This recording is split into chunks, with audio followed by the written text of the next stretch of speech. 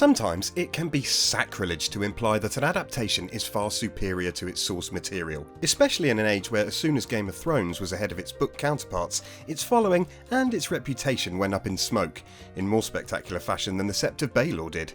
James Bond, on the other hand, is a franchise that has greatly surpassed its source material and refused to die, despite having shot itself in the foot with some really dumb moments over the years, ranging from flat gags to nonsensical plot developments. It's those moments that have made some of the purists amongst Bond fans believe that Ian Fleming, the creator and author of the original books, did not put a foot wrong and produced classic after classic. Now, outdated as they may be, the books are great, but not all of them were stellar efforts, even by Fleming's own admission. And that means, whether you like it or not, the films have improved massively on what they are based on. I'm Neil from What Culture, and this is 10 times the James Bond films were better than the books. Spoilers ahead for both.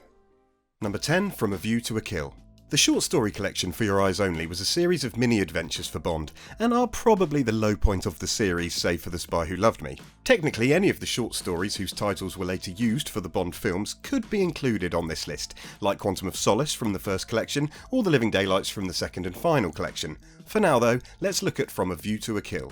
Say what you will about the quality of the film, with its rip-off of Goldfinger's plot and Roger Moore far too old to be believable in the role as 007, but the fun factor is definitely there. From the Paris car chase to the wonderful performances of Christopher Walken and Grace Jones as Max Zorin and Mayday respectively, mean that the book inevitably pales in comparison to the film. Instead, the plot, already cursed to be bare bones being one part of a short story collection, sees Bond go undercover as a motorcyclist courier in France to lure out an assassin. He succeeds? That's it.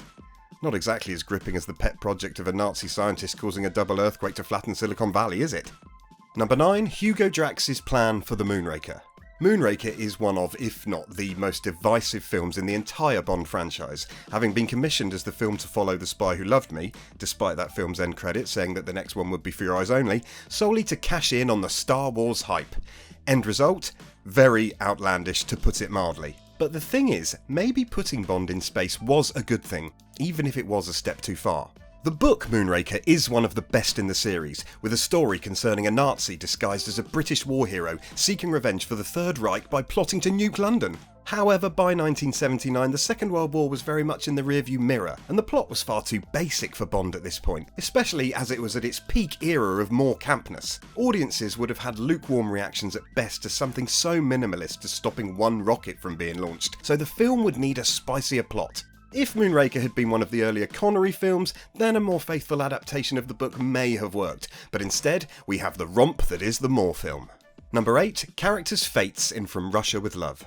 From Russia with Love is another one of Fleming's best books, being a wonderful game of chess between the Russians and the British in a classic Cold War tale. As a result, we have one of the more faithful adaptations in the film, The Last President Kennedy would watch before his death in Dallas, which somehow improved upon its source material by clearly resolving the fates of some of the central characters. For example, Chessmaster Kronstein, the man who puts together the plot against Bond, is never seen or heard from again in the book once the wheels are set in motion, whereas in the film we see Spectre's small policy of punishment for failure being lethally demonstrated on him. Bond's love interest for the adventure, Tatiana Romanova, isn't even around for the climatic showdown between Bond and Rosa Klebb, having been supposedly dumped off at an embassy into British custody. The film changes this, and she chooses to save Bond's life by shooting Klebb dead, becoming only one of 2 Bond girls to get the honour of killing off the main villain. Lucky, because in the book, Klebb apparently kills Bond. No, really. Fleming had intended From Russia with Love to be the last Bond book, and had Klebb poison Bond with the infamous blade in the shoe. Can you imagine if the producers had actually ended the film with the same cliffhanger as the book, with Bond seemingly dropping dead? Connery probably wouldn't have minded. Number 7, Bond escaping the laser in Goldfinger. The scene in Goldfinger where Bond is strapped to a table with a laser slowly riding up towards his knackers is one of the most famous scenes in all of cinema. Bond, looking for any way he can to avoid being killed, tries to blag his way out by convincing Goldfinger that he knows about his grand plan and that MI6 will come straight after Bond if he's killed in action. It works, and Bond is instead hoisted off to Kentucky for the third act of the film, C'est magnifique. Not so much in the book. For a start, we don't have the laser, but the novel was written in 1958, so replacing it with a saw could be a let-off. But how does Bond stop himself being cut up? Does he have some sort of gadget up his sleeve? Do he and MI6 know something that Goldfinger doesn't? Does he seduce Oddjob? No. He offers to work for Goldfinger as his secretary. like being stuck behind a desk doing all the paperwork, filing Goldfinger's taxes and so on. And it works. Bond becomes Goldfinger's moneypenny, allowing him to stay behind enemy lines and learn of Goldfinger's plot. There's a reason why the film is one of the most famous, and the book isn't. Number 6, Operation Grand Slam. Whilst we're talking about Goldfinger, let's just look at the plot as a whole. For the most part, the two are more or less identical, with the titular villain's plan involving raiding Fort Knox for his own personal gain. But it's the outcome of that raid and his gain where the two versions of Goldfinger differ. In the book, Goldfinger simply wants to break into Fort Knox to take all the gold. That's it, he just wants more gold. In the film, it is revealed to both the audience and Bond that Goldfinger has no intention of taking the gold. Instead, he wants to set off a dirty bomb and coat the gold in radiation. Demand would go up, and Goldfinger would more or less have a monopoly on the gold trading industry. The best thing about this is before the reveal, Bond is under the impression that Goldfinger wants to steal the gold, and takes great pleasure in explaining why the plan wouldn't work, with there being too much gold to take before he would be apprehended. In other words, the same reasons the plot of the book was faulted. Masterstroke from the writers to rehash Operation Grand Slam and make it what Bond calls an inspired deal.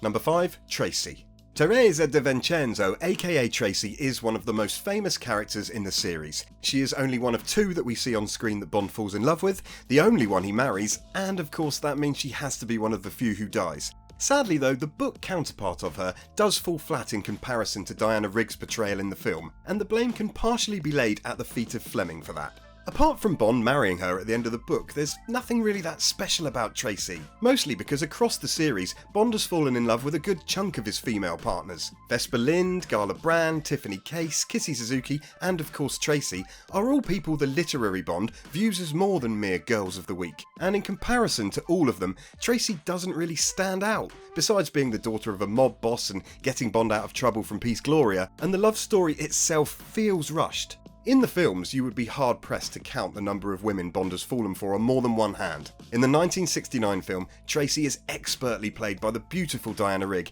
and we see her and Bond believably fall in love, with a montage set to Louis Armstrong's We Have All the Time in the World.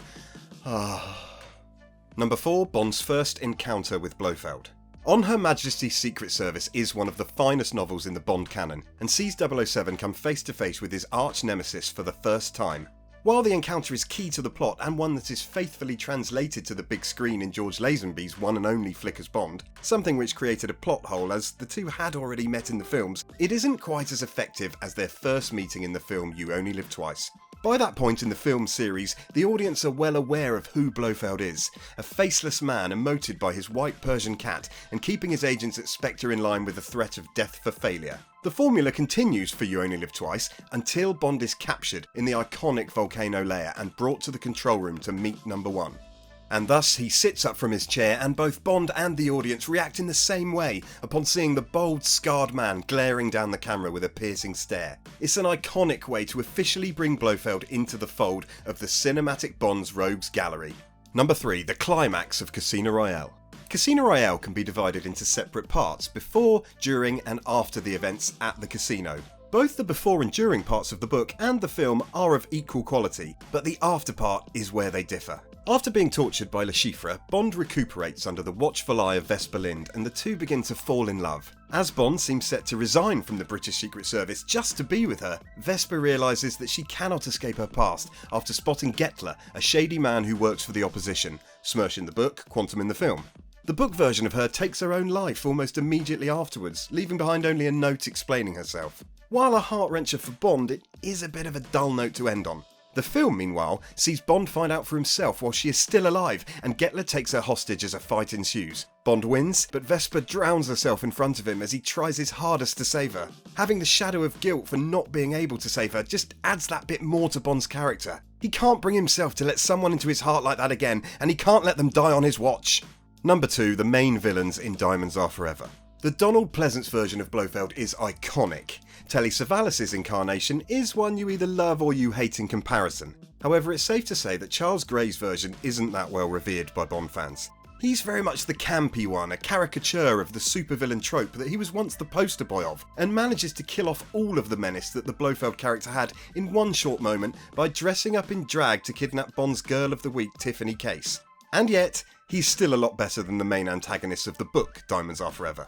In the place of the larger-than-life head of Spectre, we have the Spangled Mob, and their leaders Jack and Serafimo Spang. Basically two run-of-the-mill gangsters who run a diamond smuggling operation, with the only defining characteristic of either of them being that Serafimo owns a ghost town named Spectreville, catchy, complete with a locomotive train. They are easily outshone by the main henchman of Winton Kid, something that also happened to Blofeld in the film. Notably though, the villains do suit the tone of the tale that they are in. Blofeld is the campy cog in the romp that is the film, and the Spangs are as dull as the book.